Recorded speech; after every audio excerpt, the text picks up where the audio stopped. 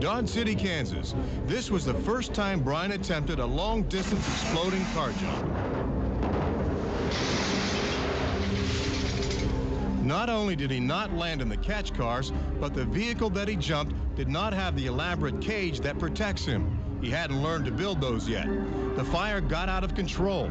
Brian was seriously injured. My wheels spun and I lost 4 to 5 miles an hour. I came in short, and actually I crashed in the worst possible way that I could have doing a car stunt like this. I couldn't do this if I tried in a million years. I went frame to frame with the first car. I didn't hit before the cars. I didn't overshoot the cars. I went metal to metal with the first framed car, and I took all the impact myself. As the crowd stood and watched, it took over an hour to get him on the stretcher and into the ambulance. He had broken his left arm in over 8 different places. He broke his nose, and he had to have open reduction surgery on his arm, with 3 metal plates inserted to hold his arm back together.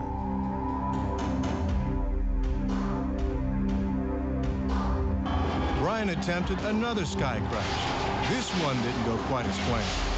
He missed the catch cars, slid into the wall, and sustained serious injury. The stunt went bad right at this point, when Brian veered to the right and didn't leave the approach ramp in the center. Luckily, he still hit some of the stacked cars, which greatly reduced his speed before he slammed violently into the arena wall. You might wonder, why would anyone continue to put themselves at such risk? Brian pretty much knows what's going to happen.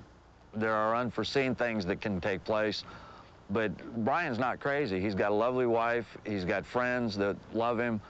He's not going to go out and kill himself just to have a crowd stand up and cheer. You know, he's doing those stunts for himself as much as he's doing them for that crowd. Brian has had a lot of successful jumps. This was not one of them. An end-over-end roll is the most violent scenario for Brian.